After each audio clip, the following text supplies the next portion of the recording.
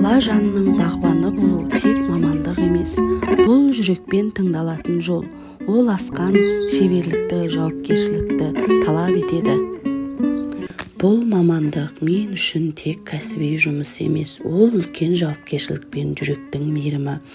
Балалық шақ өмірінің ең маңызды кезеңі, сондықтан балалардың күлкісі мен бақытын сақтау, олардың жан-жақты дамуына жағдай жасау менің басты мақсатым. Әр бала жеке әлем, әр күліп сөйлеген сөзі мен үшін ең бағалы сыйлық. Тек білім беру емес, тәрбиешінің мақсаты балалардың жүрегіне мейірім мен жақсы қасиеттерді сіңіріп, олардың болашағына жол ашу. Тәрбиеші болу қиында қызықты жұмыс. Күнделікті балалардың көңіл күйін бақылап, әр қайсының ерекшелігін ескеру, олардың жеке назарын аудару. Бірақ осы қиындықтар ең үлкен мақтанышым. Себебі әрдайым баланың күліп, жаңа нәрсені үйренгенін көру менің ең үлкен марапатым. Балалардың бойына достық, мейірімділік, адалдық сияқты қасиеттерді сіңіру менің басты парызым. Мен үшін тәрбиеші мамандық мақтанышым. Себебі мен балалардың өміріне өз үлесімді қосамын. Олардың болашағын қалыптастырамын. Балалардың дені сау, көңілді болу өсуі мен үшін ең басты жетістік. Баланың кішкентай жүрегіне мейірім, ізгілік және білім сәулесін құю, әр баланың болашағына жол ашып, өмірге дайын ету, бақытты және білімді болып өсуіне жағдай жасау. Мен әрдайым кәсіби даму үстіндемін. Жаңа әдіс-тәсілдерді қолданамын. Жобалар мен тәжірибе сабақтар арқылы балалардың қызығушылығын арттырып келемін. Балалардың дамуына жан-жақты жағдай жасап, олардың ойын іс-әрекеті арқылы шығармашылық тапсырмаларды орындау, олардың қызығушылығын ояту, қиялын дамыту.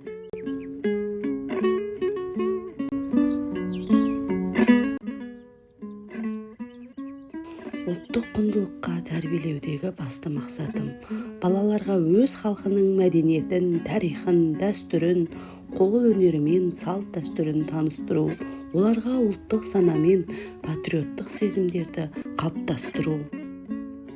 Ұлттық құндылықтар баланың жүрегіне ата-баба дәстүрін сіңіретін, мәдениетін құрметтеуге үйрететін жол. Ұлттық ойындар арқылы қазақ халқының мәдениетін, тұрмыс тіршілігін танып, ептілікке, шыдамдылыққа, батылдыққа тәрбиелейді. Ұлттық ойындар арқылы қозғалыс белсенділігін арттырады, әлеуметтік дағдыларын жетілдіреді, қиял мен ойлау қабілеттерін, ұлттық сана сезімін қалыптастырады.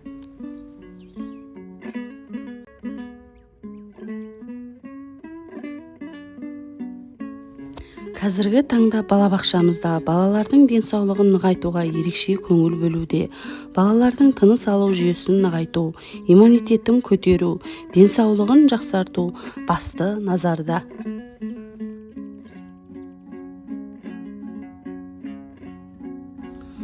Рөлді ойын тәрбиелеу мен оқытудың маңызды түрінің бірі. Баланың қиялын дамытып, қарым-қатынас жасау дағдыларын қалыптастырады. Баланың қимыл қозғалысын қалыптастырып, баланың жан-жақты дамуына, сұлулықты сезіне білуіне, белсенді және дені сау тұлға болып қалыптасуына жағдай жасау. Түскі ұйқы күн тәртібінің маңызды бөлігі. Оның негізгі мақсаты баланың денсаулығын нығайтып, күш-қуатын қалпына келтіріп, жүйке жүйесін тынықтыру. Баланың толыққанды дамуына жағдай жасап, күннің екінші жартысына сергек күйде өтуіне мүмкіндік беру. Бұл жаттығулар баланың денесін оятады, қан айналымын жақсартады және эмоционалды жағдайларын тұрақтандырады.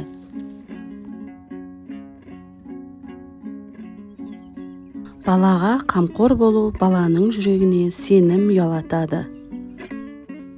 Ертегі оқу баланың тілін дамытып, жаңа сөздермен танысып, сөйлем құрау қабілетін арттырады, ойды жүйелі жеткізуге үйретеді.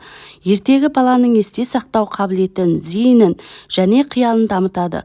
Балалар ертегінің мазмұнын айтып беруге, сахналауға қызығады.